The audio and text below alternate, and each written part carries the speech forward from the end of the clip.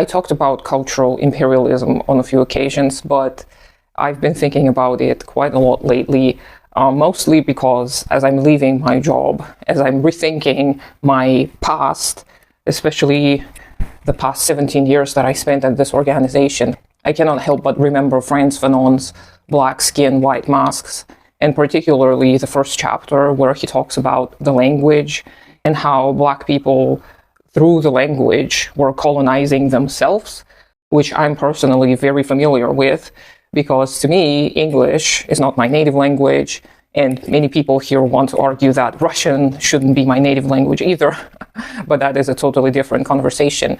To me, speaking and thinking in the language of the colonizer have really helped me make sense of a lot of my trauma, which also to me is connected to religion, especially Christianity. And I also briefly mentioned the fact that I have religious trauma here on this channel. But this religious trauma came from missionaries, came from the people who came here in the 90s and the early 2000s. After the dissolution of the USSR, a lot of missionaries and a lot of cults and sects started forming around these lands. And they were really taking advantage of the fact that a lot of the people were very vulnerable at the time. People were poor, people felt lost, people felt hopeless. So they needed anything to kind of feel connected to reality again. They needed this human empathy, and they needed a plan. They needed reassurance that someone is going to take care of them. And of course, this is a great environment for religious fanaticism to take roots. I personally was not spared either. At 17, I joined a church, and I am not going to talk too much about it because that was, to me, a very traumatic experience, not because something happened to me, and I was abused greatly. I was not abused any more than I was abused by some of the other institutions I was a part of growing up. But it kind of reinforced to me that dehumanization that I was growing up with, the sense of not being fully human, which Fanon also talks about in Black Skin, White Masks.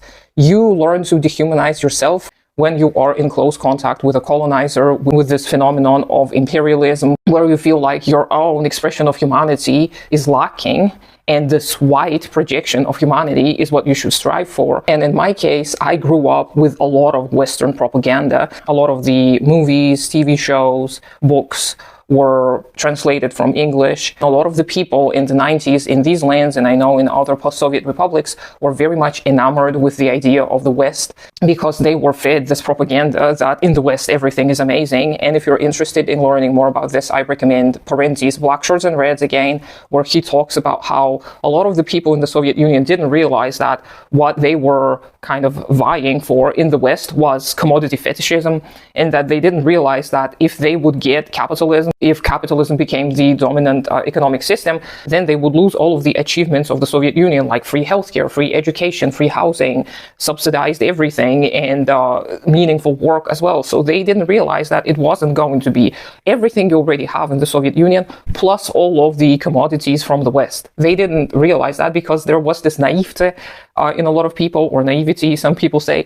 They didn't realize that in the West, you had to fight to just survive. You had to work very hard just to get by. And that here in the Soviet Union, people also had to work very hard, but it wasn't life or death type of a scenario. If you became disabled, if you were too old to work, if you couldn't work for some time for some reason, you would still be taken care of, and not just by your family, but by the state. So this is what a lot of the people didn't realize. So when 90s came around with all the chaos and all the craziness, a lot of the people still had this idealistic view of the West, and a lot of people immigrated, a lot of people went to Europe or to the West, and it was kind of this dream for everyone to just leave this terrible place that we currently live in that was ravaged by the Soviets, and this is why we have nothing. This was a common myth in the 90s as well, thinking that everything bad that we had was because the Soviet Union was so top-heavy and bureaucratic and so not willing to change, and this is why the economy was in shambles, even though if you look at the statistics, the economy throughout the entire Soviet history was improving for the people. It wasn't maybe improving in the numbers like it did in the United States, but the quality of life for people mostly improved. Of course, there were mishaps here and there, and of course, it wasn't perfect, just as I keep saying, but it was generally the case that people didn't realize what they were about to lose. When we started losing everything in the 90s, and when all of this Western influence strengthened, including those cults and religious sects, people's identities became fragmented in a way, and I think Lacan speaks about this too.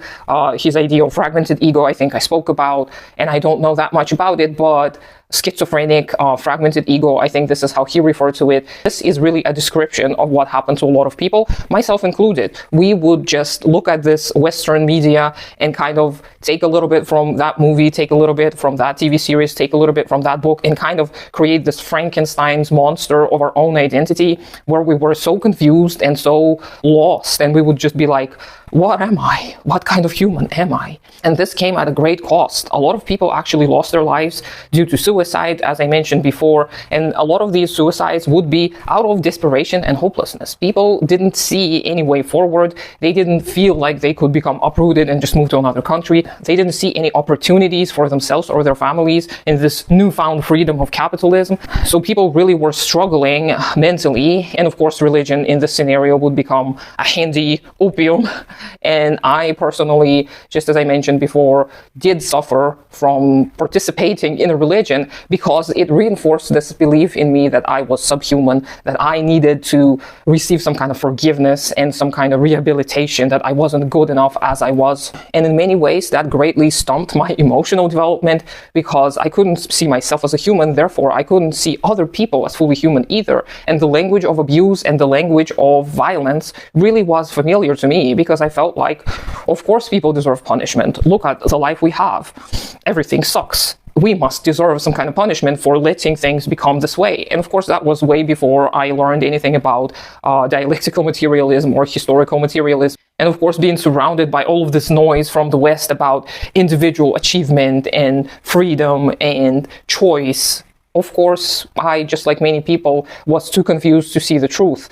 So a lot of people still find their solace in religion, which I understand and I kind of empathize. I believe that religion is the opium. It is pretty terrible. It is going to make your life ultimately worse. If it is going to give you some temporary comfort in the long run, it is going to slowly erode your sense of humanity. And of course, the trauma that I endured personally in my childhood formative years really greatly contributed to my vulnerability that I experienced. And I can talk a little bit more about this trauma as well, the institutional trauma that I have personally endured, and a lot of young people here in a lot of post-Soviet republics endured as well.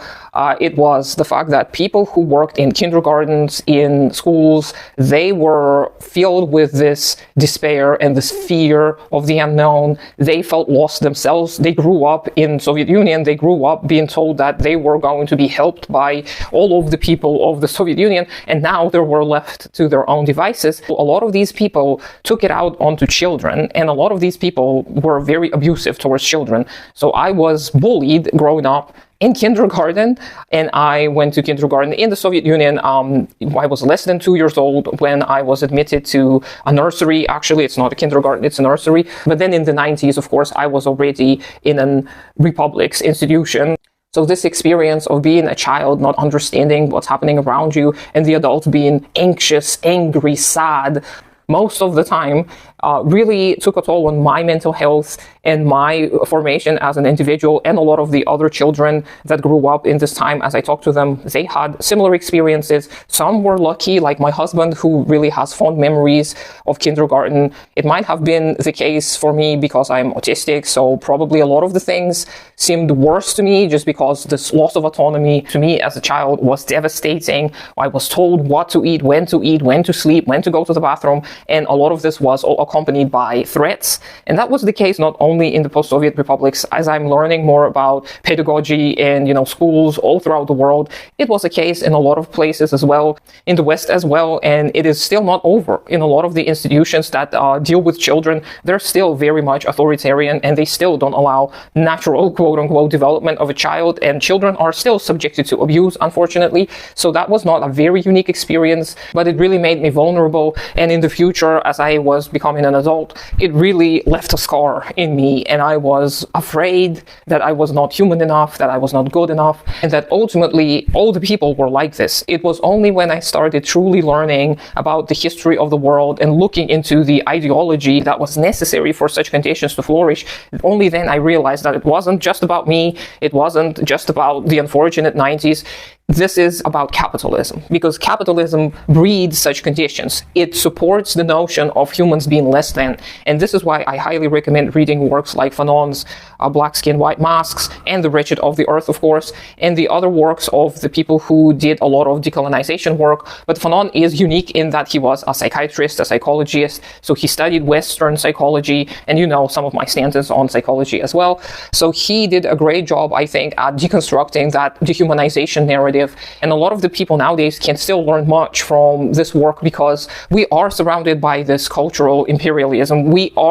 These thoughts and beliefs are instilled into us through propaganda such as books, media, and even the everyday talks, even the language itself. All of these bear the markings of religion, white supremacy, and ultimately the exploitation of the weaker ones, of the lesser humans.